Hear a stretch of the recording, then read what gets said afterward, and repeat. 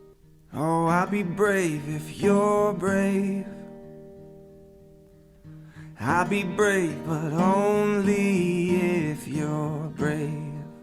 And it could be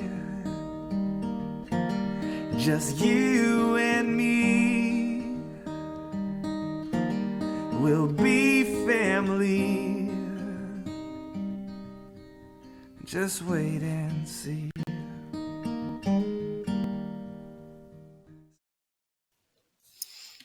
Good afternoon, everyone. Welcome to those of you who are able to join us today during our Lung Cancer Living Room.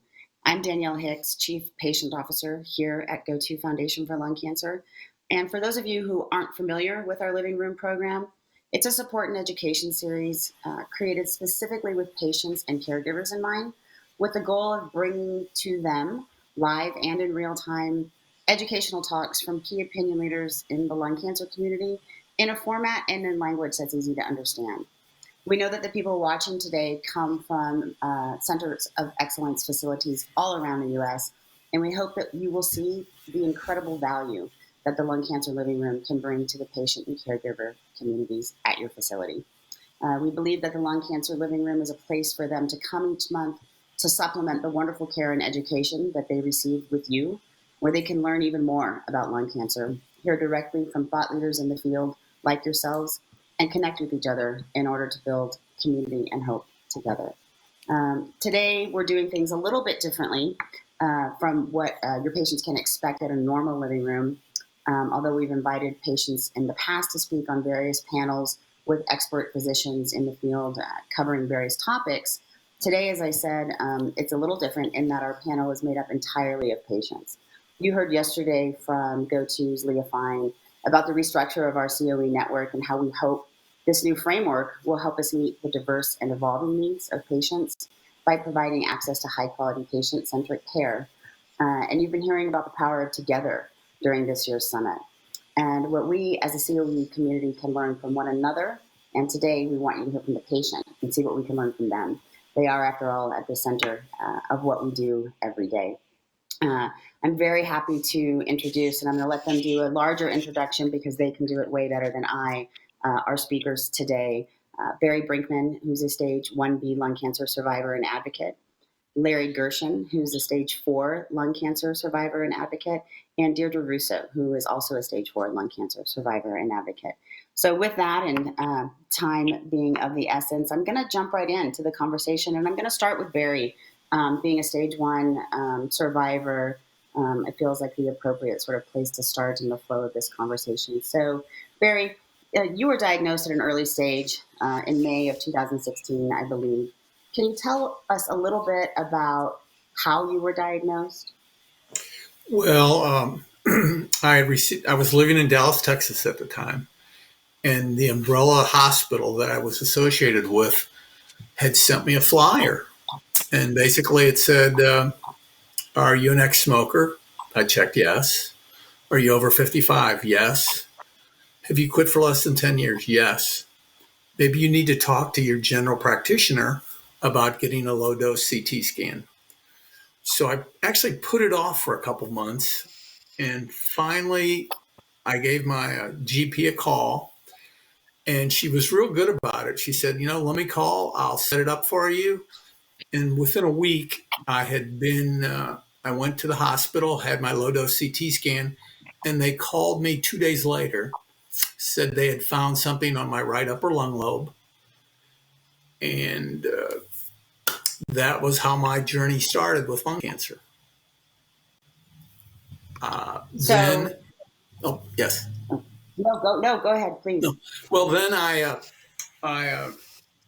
she even set me up with the pulmonologist, met the pulmonologist, and that's where I got my real diagnosis that they suspected lung cancer. It was approximately a 1-inch mass, and within a week or two, I had got my PET scan. They had made the determination that the cancer had not spread yet. So I saw a surgeon within another week, was operated within 2 weeks. And so my entire lung cancer treatment journey was from mid-May to basically when I saw the oncologist for the first time at the end of June. And what he said was, we're going to discuss it. We're going to see if the group thinks you need chemotherapy. And the consensus was no. So for the last 5 years, I've been really lucky in that I've just had the follow-up CT scans. And I'm a huge advocate of the low-dose CT scan and how it can make such a difference in your life. And if you fit those qualifications, you really need to do that. And sometimes I think the doctors need to. Yeah. I agree. I just want to step back a little bit and talk about your screening experience and how you felt, because one of GoTo's goals is to increase the rate of patients diagnosed early. And I want to jump in a little bit to your advice to those out there who may qualify. But how did it feel for you? I know you said it was sort of a serendipitous thing in the way that you ultimately wound up screened. But how did you feel prior to screening? Were you anxious? Were you nervous? Were you concerned about any stigma that might be associated with it? No, I was actually running probably, 5 to 10 miles a week. I was getting up early, jogging before work. I was exercising. I had no shortness of breath, no pain. So in my mind, I thought, well, this is just going to be another check mark that says, hey, you're healthy and proceed with your life. And instead, it was a huge wake-up call. Did you have a test for your genomic processing to see if you had a mutation? No, not that I know of. No, even today. If they did, I never found out. I can say that. Yeah, being a stage one. Oh, go ahead, Barry. Sorry. Well, the other thing was I had a strong history of cancer in my family. Mother, father, great grandparents, some uncles. So even though none of them had lung cancer, I was still aware of that. And so that helped me make that decision to get that low dose CT scan also. When you went in to get the scan, what was that experience like? Can you talk a little bit about? It actually took longer to set up the scan than it did to take the scan. And that's the thing that, people need to know that golly, once you go in there, 5 minutes later, you're walking out and it's just no big deal. And I think, it was the donut tube CT scan. It wasn't even the slide in the tube CT scan. So it was really so convenient and so easy. And the fact that it just, I sat in a waiting room longer than the scan, I'll put it that way. So that was really a great thing. And people need to know that. They shouldn't be afraid of that low-dose CT scan. And then, go ahead. Was somebody going to say something? No. So when you got your results, was it a phone call? Did you have another appointment to come back in? Well, what happened was the doctor called on a Friday and she said, there's a mass. You need to see the pulmonologist. And it was a long weekend. And then when I saw the pulmonologist, and I think a lot of people can relate to this, when you're told you have lung cancer, it really is like a blow to your head. I felt the blood just drop out of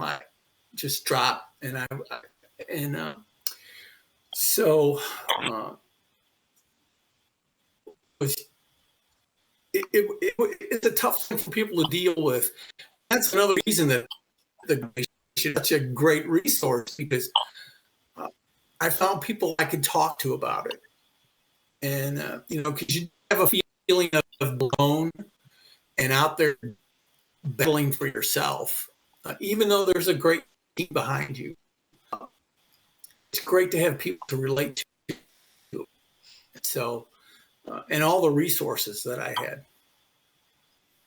I think it's your journey and your experience um, is somewhat unique in that most people don't have such a positive attitude going into it, um, and there is some fear involved. So, what would your advice be to someone who may qualify for screening? Well, don't wait. Don't, because I remember, I think it was the surgeon said there was a 2 millimeter difference between where it would have been spread and where it was contained into my lobe. So, if I'd waited another 6 months, my journey would have been completely different. So the minute you're eligible, you need to go in and make that appointment. And don't be afraid of the results, because that's where your treatment starts. And in my case, it was surgery. And I was back at work. The surgery was in the beginning of July, and I was back at work at the end of July. So don't be afraid of getting that scan. That's and encourage your patients to get it if they're eligible. So I think you make an important point, and so there's roughly 16 million people in the United States right now that currently qualify for screening, and the roundabout average of those that qualify actually getting screened is about 4%, right? So we need to get these screening rates up. What would be your advice to the healthcare providers or suggestions on how they might be able to increase the rates of screening for those that qualify? Well, in my case, my GP was very encouraging. She said, even though you don't have any symptoms, you're eligible. Call me if you think you need it. And so if you have a patient that you think, even though they're as healthy as a horse the minute you see them, if you think they're eligible, you need to bring that up and let them know, hey, I've looked at your history. You've got, maybe you're an ex-smoker, maybe you're not, maybe your family has a history of cancer, whatever, and suggest that they go in for the scan, because it's not intrusive. It's not, that first scan, they're not doing the injection. They're just doing the lower scan. And as a patient, your patients are going to have a much better journey through any kind of treatment that they find, that they find, because it'll be caught early. The one thing that my oncologist said is, hey, you need to realize that we have a hard time detecting lung cancer because you have no pain receptors in your lungs and you don't feel it until it spreads. And by catching it at stage 1, we're so far ahead of the game in your treatment. And so that is what I would encourage physicians to tell anyone they think is eligible, that by getting the scan, you're going to be ahead of anything that we do find, if we find anything. Yeah, I couldn't agree with you more. I think it's important that primary care physicians, general practitioners have this conversation with those that qualify. And I know in this meeting in particular, I don't need to go too deep into what that qualifying criteria is, but other than to say that the USPSTF recently changed the guidelines to allow for more people to be eligible. So rather than a 55 year old start date, it's dropped down to 50, and the smoking history is lessened, and all of those things. So I think it's such an important point you make, because quite often when I talk to people about screening, they say, well, how come my general practitioner hasn't mentioned this to me? And I had my own personal experience in going to a doctor's visit for something else, and there was this beautiful poster on the wall starting at birth and running through all of the, between vaccination schedules and screening schedules, at what age it's appropriate. And the one thing missing was lung cancer screening. And so I thought for sure that it was an old poster. And when I looked at it, it was not an old poster, it was a miss. And of course, I got on the phone and called the marketing department and all of that. So I think the more we're talking about it, the more we're thinking about it, the more we'll get the ball moving in the right direction. Barry, before we move on to Larry, I just want to ask you about GoTo and what role GoTo has played, if any, in this process for you. Have you utilized any of our services? Have you found any of them helpful? Well, I've utilized the group meetings. I've utilized the support, and it's also been an important way for me to communicate with people who have lung cancer and talk about it. And the events, I really, now that I've moved to California, I can go to the Sacramento event, I can go to the San Francisco events, and I really miss the fellowship that we have as a group of people because, we are in this together, and the GoTo Foundation is kind of the glue that helps hold this whole effort together of supporting lung cancer patients. And it's been a great joy to be associated with the GoTo Foundation. Thank you, Barry. Thank I you. appreciate your words so much. And this, to coin a very old phrase, it takes a village. And I know how important community is to the patients and caregivers that we work with. So I'm thrilled to hear that you have received benefit and that you are enjoying the community because you are why we do it. Larry, before I jump to you, I was remiss at the beginning in introducing Bonnie, who for most doesn't need any introduction, but she is a 17-year stage 3B lung cancer survivor. She's co-founder and chair of GoTo Foundation and co-moderator of this meeting. So apologize that I forgot to do that. But and any of you, please feel free to chime in as we're going along in this. And if anybody watching has any questions, please feel free to jot those down as well. Larry, let's jump to you. So you had an accidental diagnosis in January of 2014, I believe. Can you walk us through that experience? Sure. It was accidental. I had a cold. I went to urgent care. The doctor thought it was a good idea to do an x-ray, and that x-ray showed a spot on my right upper lobe, a very small one. So the next step was to do a CT scan, which showed it more clearly, then a PET scan, which showed it was avid and potentially cancerous. It was in the upper right lobe in the mediastinum area. So I did a surgical biopsy of the lymph node adjacent to where the primary was, and it showed adenocarcinoma. Then I had a brain MRI a week later, and there was a 7 millimeter lesion in the occipital lobe. So final staging on Valentine's Day of 2013 was stage 4 lung cancer. So, And where are you now, Larry? Pardon Where me? are you now? Where are you now, aside from Hawaii? Now I experienced a little bit of progression on a scan in August, and I just completed some second opinions and now have a treatment plan in place going forward.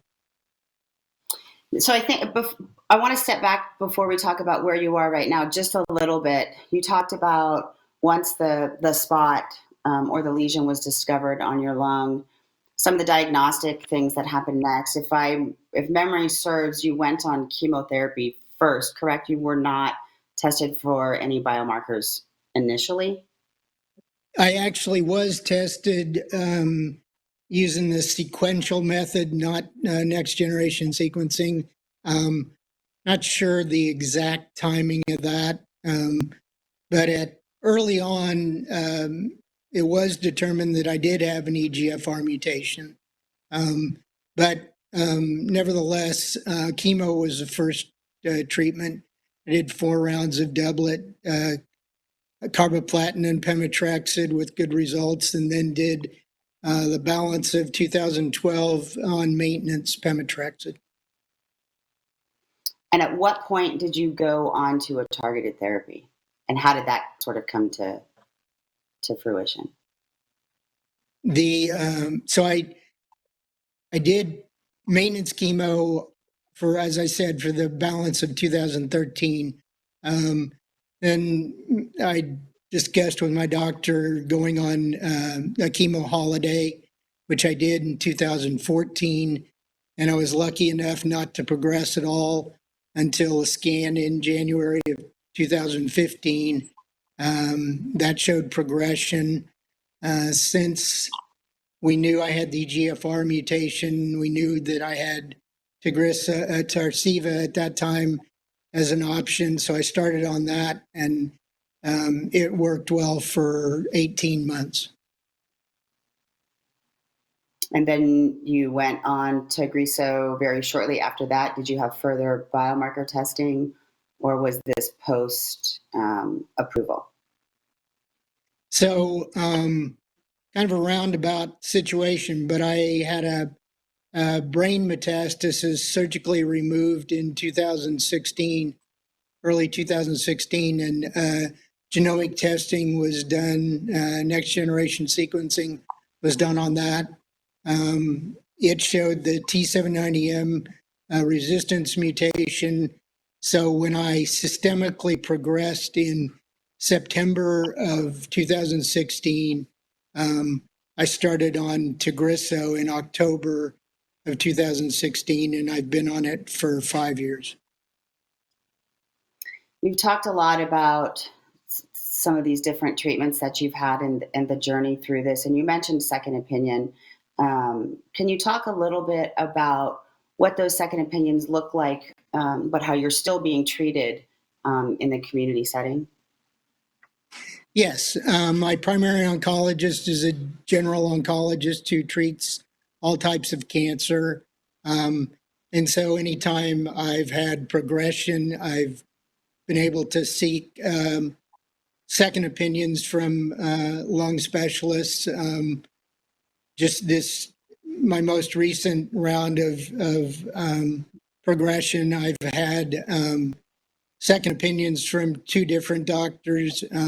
Both of them have communicated now back to my primary oncologist with suggestions for future treatment, and she will remain my care. And both of those oncologists have offered to me and to her to follow and be available for consultation and help anytime necessary.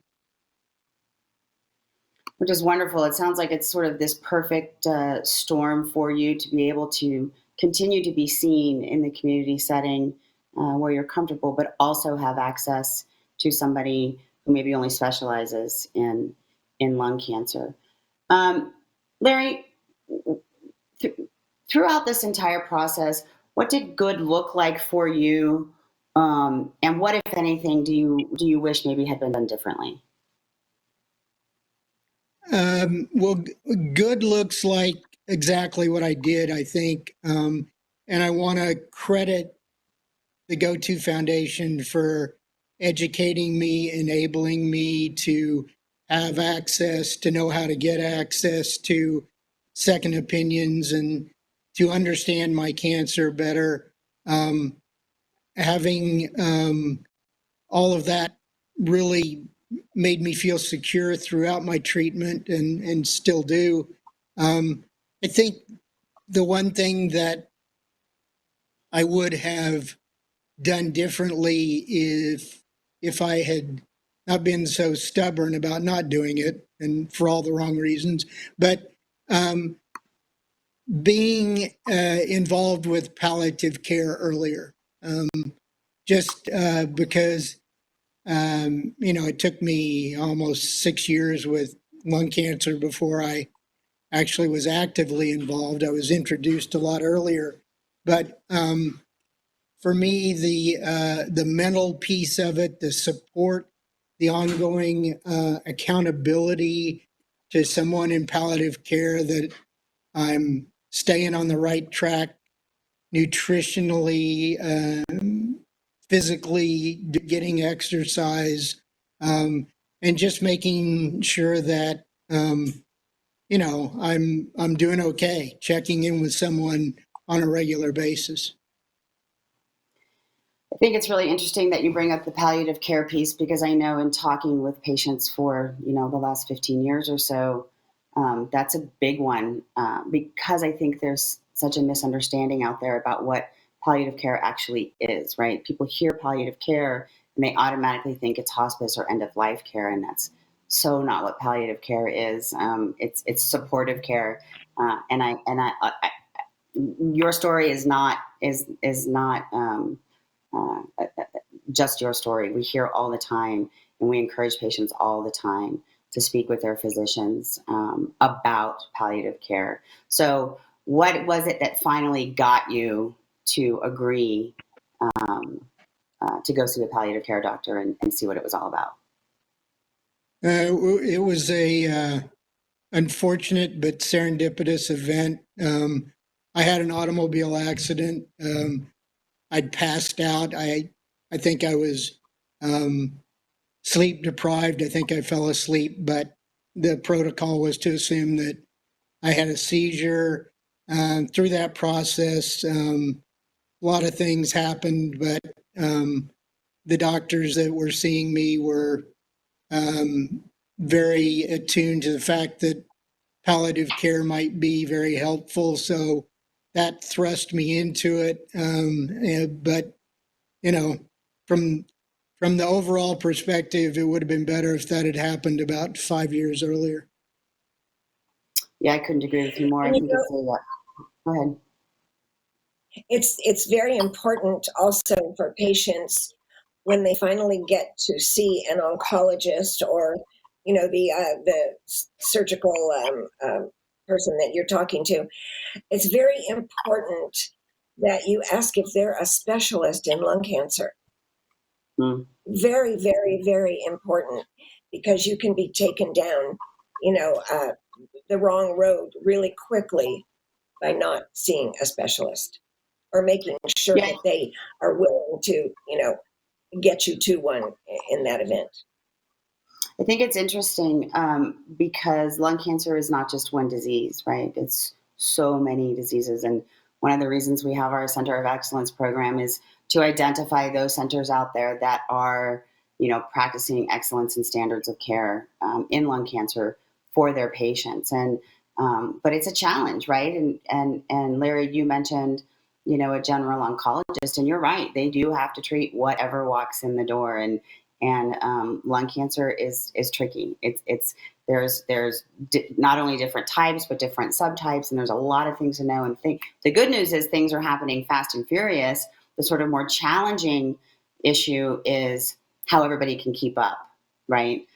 When they don't have the benefit of just being able to treat one disease. So I love the way your story played out, and that you do have a general oncologist who is willing to work with you and sort of this extended care team to ensure that this personalized medicine approach is happening for you. They can consult on that. But then again, you can still get that care. And I know I've said it 3 times, but at the community setting, because we know not only is that where most cancer patients are being treated, but it's where they want to be. It's in their backyard. Not everybody has access, to an academic center that might have specialists in X, Y, or Z cancer. Right. So I think it's, I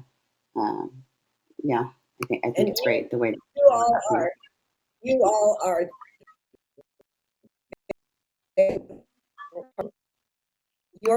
You get to see all those people that Danielle just spoke of, and that you get the right care, because nobody is going to care about you as much as you care about your own treatment and your own care and your own life. Absolutely. So Larry, I want to talk to you a little bit and ask you the same thing I asked Barry as far as it relates to Go-To Foundation, and what, if any, services that you've utilized, that you've participated in, what have you found helpful? I don't know that we have enough time to go through the whole list, but I'll start with one-on-one conversations with you and other members of your patient support team to prepare for doctor's visits, to formulate questions so I can get answers that I have about my progression or future treatment options. Equally important, the living room where I've had the opportunity, because I'm local to the San Carlos office, to be there in person when we have had in the past in-person living room opportunities to hear thought leaders in the lung cancer area talk and help educate me about my lung cancer and help me advocate for myself. The one other program that I participate in, both I do and my wife does as well, we are phone buddies, where we're matched with lung cancer patients who are having similar type treatments, having similar mutation that we do. It helps them have contact with someone who's walked in their shoes, and it can be comforting for them and rewarding for me to be part of that program. I've also done advocacy with GoTo, speaking to elected officials, national and state officials, elected officials, to advocate for better care, better screening, more funding for lung cancer research. So those are the high points. But in reality, GoTo's become a very important part of my life. Thanks, Larry. You are advocate extraordinaire, and I know how much effort you put into supporting GoTo and everything you do. And I can't tell you how much, speaking for myself and on behalf of the entire GoTo team, how grateful we are to have been such an important, but more importantly, helpful piece of all of this for you. Because, like I said, lung cancer is not just one disease. Things are happening fast and furiously, and patients don't understand, right? A lot of this language that they're reading, or God forbid they get on Dr. Google and try to, decipher what it is that they're reading there. So to know that we've been able to help you, and then you are now paying it forward, helping other patients who are maybe, more newly diagnosed, not quite so far down the road, and are scared and have questions and maybe aren't quite as educated. So thank you for all you do. So one last question before we move over to Dierdre. What would be your advice to other patients and obviously to the healthcare providers based on your experience? Has there been anything that kind of stands out that you want to share? For patients, I'll pretty much reiterate some of the things that I've experienced. Educate, learn about your cancer, advocate with your doctor, be proactive, be an active participant in your care. I think back to my parents' generation, and you went to the doctor and the doctor talked to you and you went home. I think that fortunately, patients take a different approach today, and helping to encourage them to do that is something that I try to do quite often as a phone buddy. For the healthcare providers, I think what I would say is just make sure you listen to your patients. Ask them if they're understanding what you're talking about. Make sure that they're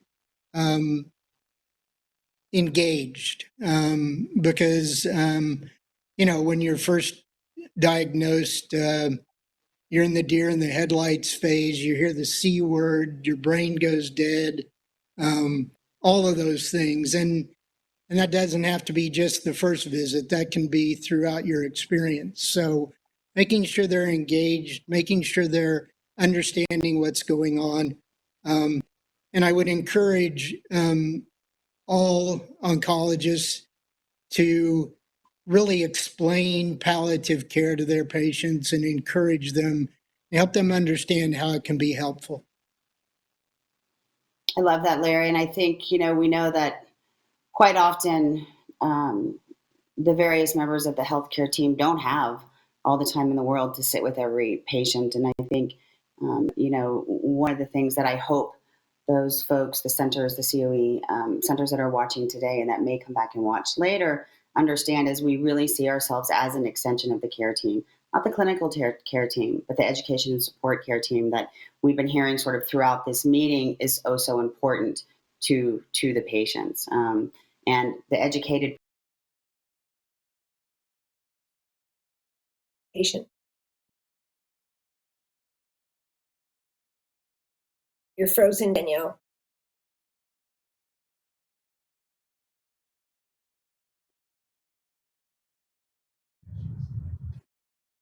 Okay, well, we can keep chatting until she gets back on. Ditto to everything Danielle said. Ditto to everything Larry and everyone else has said.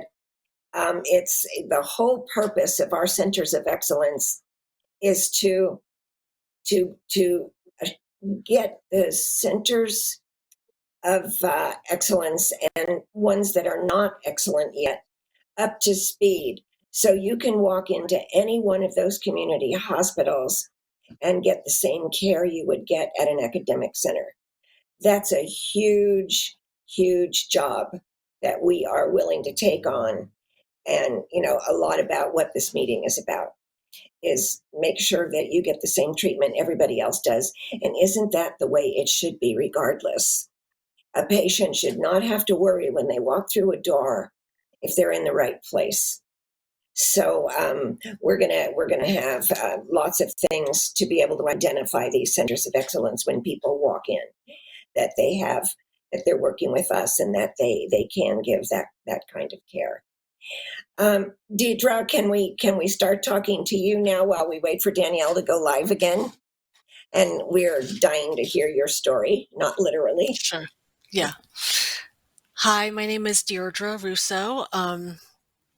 I don't know if you have the questions that Danielle had, so I'll try to remember the questions that she asked to my co-cancer buddies. I am 51 years old, and I was diagnosed with stage 4 EGFR exon 19 deletion lung cancer in 2019. Ironically or funnily enough, I don't know what term you want to use, but when I was 48, I woke up on my 48th birthday in July, and I noticed a large lymph node on my neck. And I said to my husband, like, this is it. This is middle age. You wake up one day and boom, cancer. And I actually talked about it with an internist friend, and she said, yes, it's a large node. It could be anything. And I went to my GP, and she said, yes, it's a large node. It could be anything. And she did say weight loss. I said, no. Fatigue, no. Night sweats, no. And that's it. She did not ask me about my family history, which I think was pretty clear in her computer that my mother and her father died of lung cancer. And so the intervening time goes on. I was super busy. I have 2 young kids. I was traveling a lot for work internationally. We were moving, and I started feeling really tired. And then in the spring of 2019, I developed a dry cough, and I thought it was my allergies. I called my GP about my lymph node again, and she did an ultrasound, and she said, it's calcified. And I said, what does that mean? And she said, I don't know. And then I got a new GP because she seemed really not curious about that. And so I went to this new GP, and he did a chest x-ray. There was a finding. He did CT. there was, I didn't know what the results were, and he did a lymph node biopsy. And at this point, a lot of people, myself included, were thinking, and I was hoping, for some kind of TB because I travel a lot internationally for work. And so, long story short, I just felt worse and worse, and I went to my doctor just because I felt so lousy. And my CT had come back. And my actual doctor wasn't in the office, and so I saw someone else, and she said, "Oh, you've had a lot of tests lately. Let me open this up." And she opened up, my electronic medical chart, and then I could just see on her face that something terrible was happening. And she immediately said, "I'm so sorry. I'm so sorry." And, she said, "It's lung cancer. They think you have lung cancer, but we can't, we can't say that for sure until we get your biopsy results." But then she also immediately pivoted and said, "There are great organizations out there. So much is happening in lung cancer. Things are moving so quickly." Um, she said, "There's a professional meeting happening right now in June. They might even have a new protocol for you." She immediately was super positive and said, "Lung cancer is no longer a death sentence. The field is moving really quickly." And, kind of ended on a positive note. And then one thing that I found really difficult is that interim period of basically knowing I had lung cancer based on the CT and then waiting for my pathology results.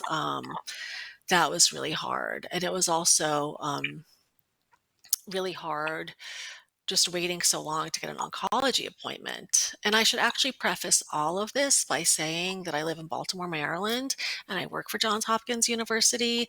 And so I have access to like incredible care. And something that I think has been a salient feature for me throughout my journey is how lucky I am, and how not just luck, but like privileged. And I can't imagine how hard this would be if I didn't have access to the things I have access to, and the colleagues I have, and the favors I can call in. And, it just shouldn't be this way. It should not be so contingent on where you live or who you are or who you know. It should really just be the standard of care for everyone. I know a colleague of mine made a couple phone calls and I got into oncology early. I know she managed to get me like that MRI early. Um, and, that was huge because it was like the longest 2 weeks of my life. And so when my husband and I went to the oncologist, and the fellow walked in, and the first thing she said was, "You probably want to know your MRI results. You don't have brain mets." And I was like so relieved. I burst into tears. And then my oncologist walked in and she immediately said, "Hello, how are you? I'm so sorry this is happening to you. This must be a shock, et cetera, et cetera."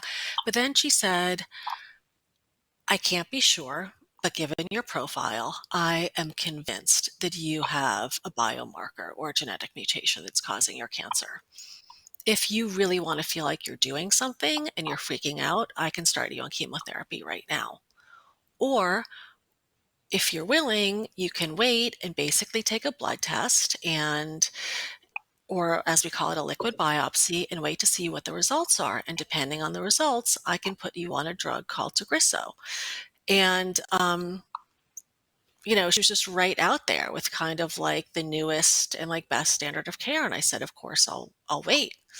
Um, and so I just feel like, I've been to many, go to and other groups where you hear people who were diagnosed with pneumonia 5 times and, misdiagnosed. And that just wasn't my experience at all.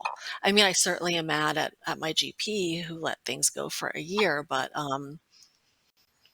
yeah, I felt like once I got, into oncology, things went really well. And also immediately, um, my first visit, my oncologist said, "By the way, would you and your husband like to enroll in a palliative care study?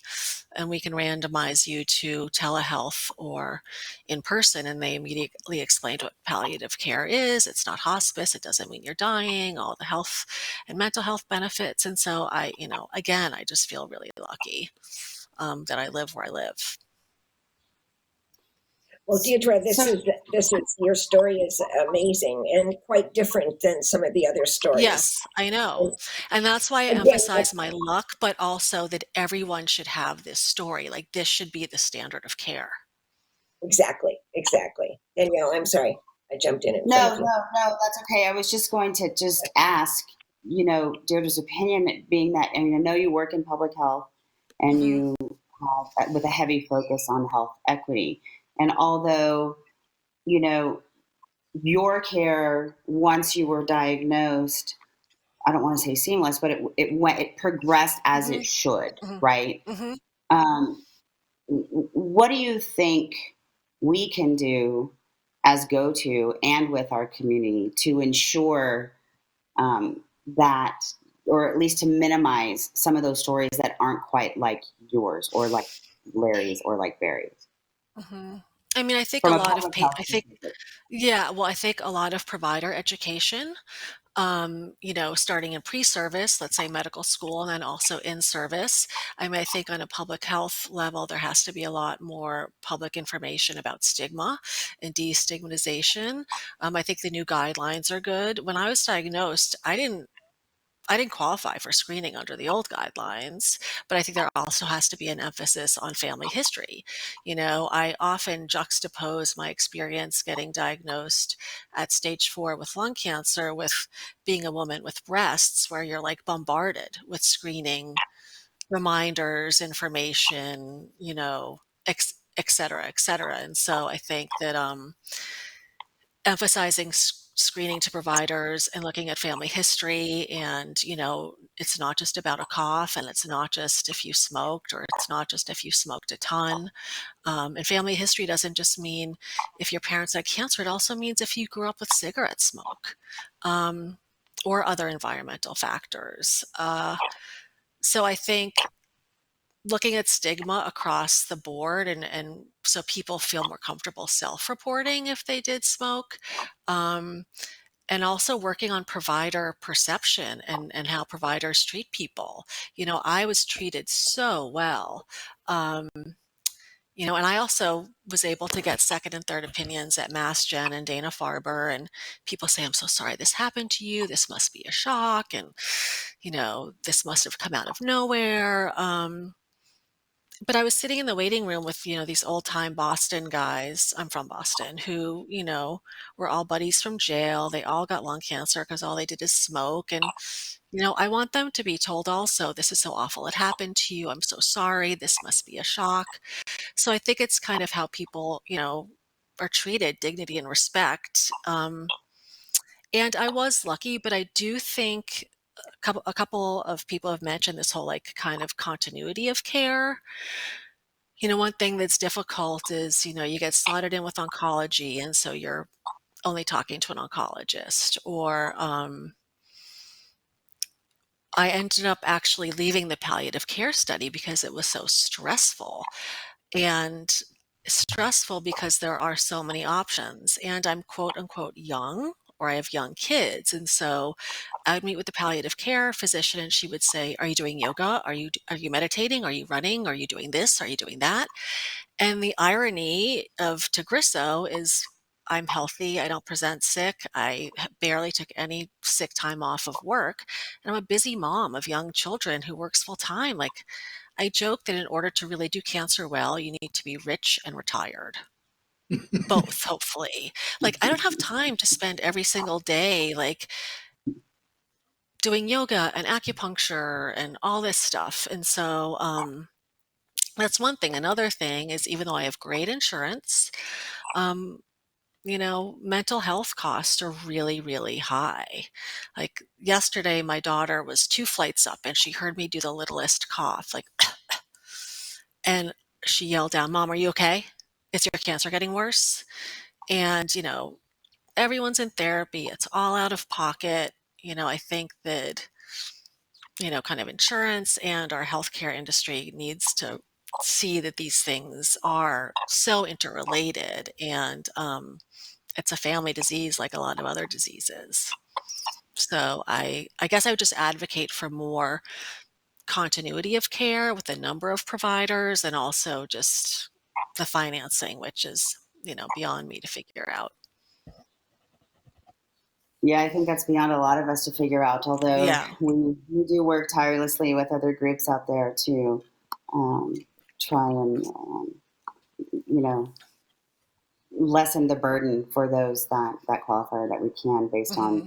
what we currently have available, help them with that. I couldn't agree with you more on the Hmm. mental health state and treating the whole family. Hmm.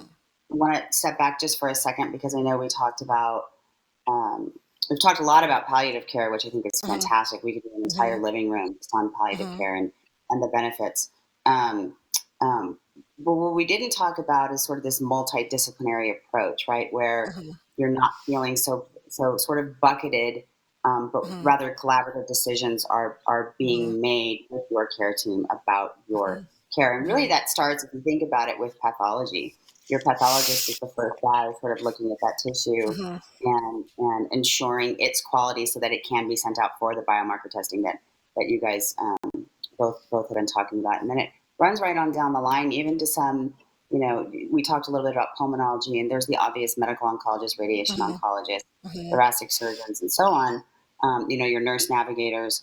Hmm. But even outside of that, what sort of physicians should be on your care team? I know, Larry, you talked early on when you were on Tarsiva about dermatology being a really important piece for you, right? Because Yes. of some side effects of medication. And I think these are, It's a huge, sorry. no, that's No, I'm okay. just But I saying, think for it's, me, like, dermatology is a huge piece for me onto Grisso. Just there's so yeah, many skin things. And then obviously as a woman, and there's the whole OBGYN thing. And yeah, um, I mean, one thing that my oncologist says a lot is, my goal, our goal, the community's goal is that this cancer is going to be treated as a chronic disease. And so she always says to me, you need to take care of everything. You can't skip on anything because you think you might die early. And in fact, a month after I got diagnosed, I got something in the mail that said, it's time for your regular mammogram. And I thought, oh, great, whatever. But I went, and as it turns out, my cancer had spread to my breast. And it's not that common. I think it's usually the other way, like Mets, yeah, breast to lung. yeah, Um, I think it's also important to, if possible, depending on where you live, yes, to have a primary who can work well with your oncologist. Or in my case, my primary is trained as an oncologist, and that's really mattered. I Before I started treatment, my legs hurt so much. I was just in agony. I was in agony, and I call my GP, and I just said my legs just hurt so much. And he said, well, you just had an MRI. They were probably really cramped up in there. And I said, okay. And then um, I sent a my note chart to my oncologist, and also this woman who I knew was going to be my new primary, who was trained as an oncologist. And she wrote back immediately and said, I'm sure you have blood clots. You have to go right now and potentially go to the emergency room. And she was right. I had blood clots all up and down my leg, and I just started injecting myself with Lovenox. And he wasn't even thinking that, even though he knew I was going to be diagnosed with cancer because he had the CTs. So it's just like seeing the whole person. And like right yeah. And now, I am sorry. no, go ahead. Oh, just so, I mean, again, this is kind of a testament. Like right now, I'm busy working on my visa to go for a work trip to India, and my oncologist and my, primary are emailing with me. My oncologist is like, way to go, no problem. My primary is a little more freaked out about it, but, it's just important that they communicate. Absolutely, absolutely, and that they know that you're over there, and should you need anything while you're there, make sure you have a plan Hmm. for that, and as well. I think this conversation has been so important. We've got about 6 minutes left. I wanted to talk to you, Deirdre, and have you talk a little bit about some of the support that you have gained from the Hmm. online communities that you have Hmm. participated in. I know we talked about that a little bit before. I mean, the obvious one of feeling like you're not alone. Um, understanding my disease better, understanding what's out there, getting suggestions about questions to ask, also understanding what a really rough time other people have had. Um, I have particularly enjoyed when I speak to people who quote unquote are younger or maybe really just have younger kids. Because I don't really think about like how many, if I ever do years calculations, I don't think I hope I have 5 years. I kind of count off like if they're 18, it might be better, or out of high school, that's good, or if I could just get them to college. Um, so I think just feeling not alone and seeing the similarity in some of our stories and then also the differences and listening to Larry and Barry, I would love to be a phone buddy, and I would also love to just do more advocacy, like on a political level around funding, more funding for research into this disease. Well, we can Well, we would love absolutely to. help you. Yes, help you get Yeah, active in that.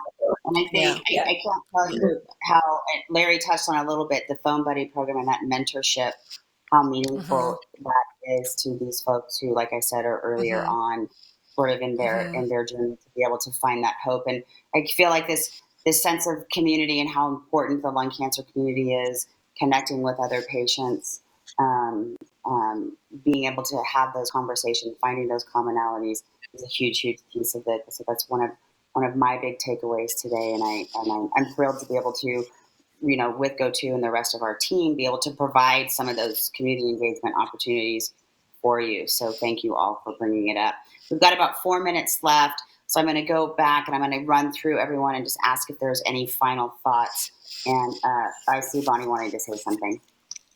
I just wanted you to let everybody know on screen and off screen that we have a handbook that tells you everything about lung cancer from the day you're diagnosed until your the rest of your journey.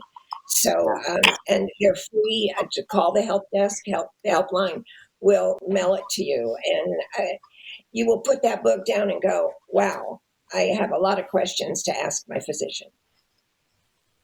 Absolutely. Great point. Great point. So I'm going to give the rest of you about 30 seconds each to just give any final thoughts. Sorry to rush. I'll go Barry. first. Okay.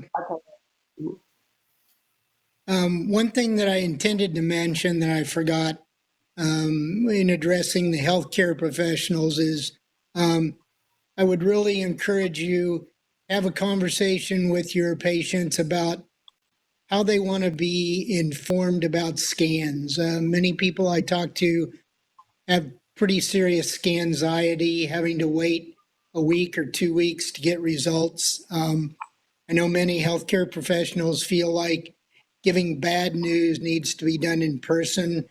But I've talked to a lot of people who are content with just knowing the general picture as soon as possible and then having the opportunity to discuss it in detail in a face-to-face appointment.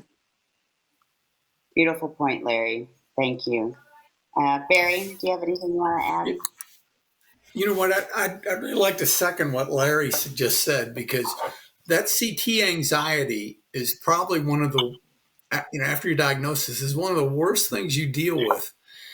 And in my case, because in all honesty, my treatment has been so much easier than the other two people on this call, is that when I'm told that now my CT scan is going to be on my chart, and then my doctor says, well, if it's bad news, they probably won't put it on my chart. Well, that even makes it worse. I'm not sure how they can come up with a good solution on the whole CT scan issue. But when you get that scan, you instantly are checking online to see what it says. So I'm not sure what they can do about it, but it really is an issue for a lot of us.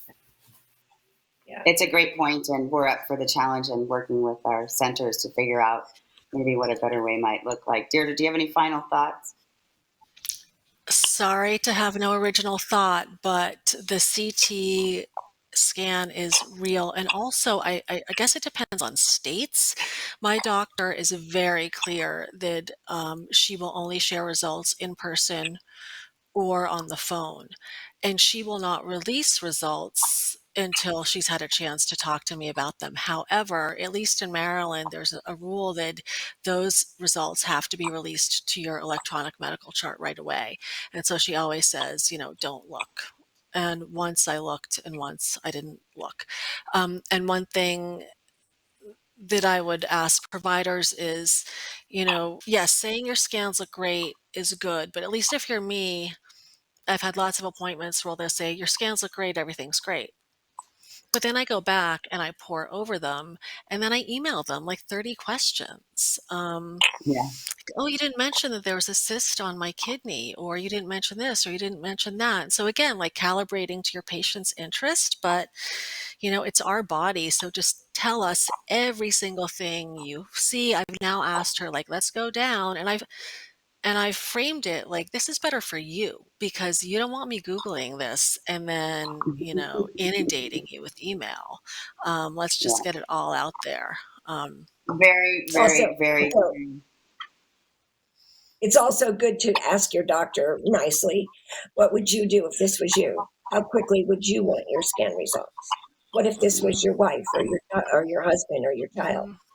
Would you want to wait 2 weeks or would you want to do right away? And again, back to like sorry, one last thing, sorry, but it's like, this goes back to like what different cancers. My results are available to me immediately at Johns Hopkins. However, at the screening center that focuses on breast cancer, they have a special like valet service that gets them to you even sooner.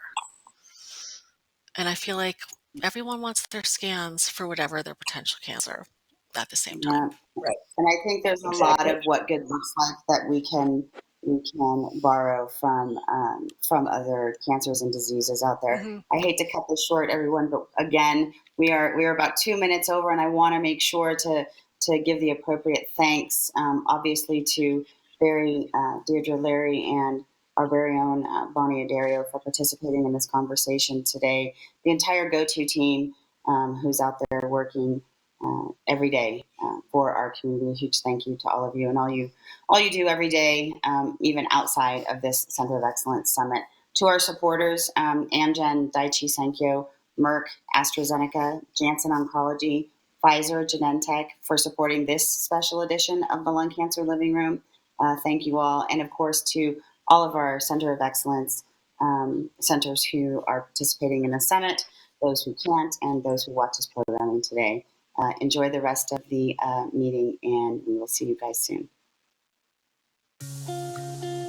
The GoTo Foundation for Lung Cancer is connecting our community and giving patients access to free information, resources, and support through various ways. Our helpline is staffed by specially trained GoTo team members and is available to help you address all of your needs, connect you to support, provide you with education, and facilitate referrals.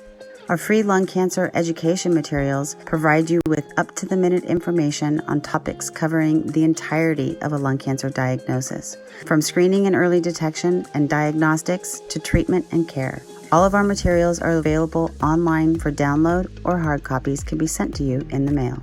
Our Phone Buddy program provides peer-to-peer mentorship and support for people diagnosed with lung cancer who are looking to connect with other survivors like them.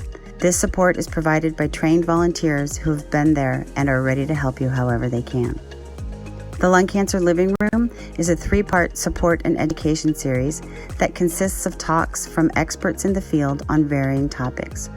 Our virtual social hour, where you can connect and network with other patients, and a breaking news segment to bring you information as it happens in real time. Patients can join one or both of our online lung cancer communities through Health Unlocked or Belong.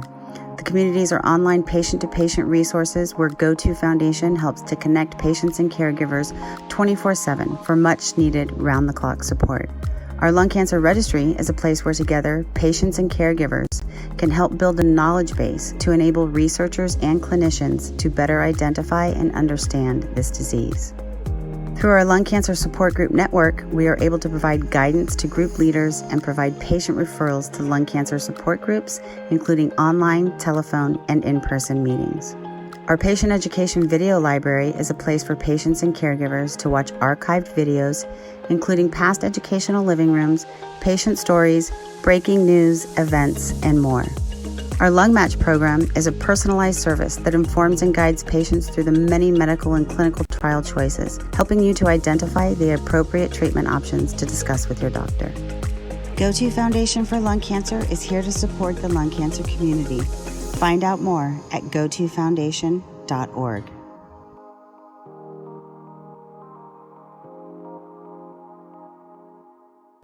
Oh, I'll be brave if you're brave. I'll be brave, but only if you're brave. And it could be just you and me. We'll be family. Just wait and see.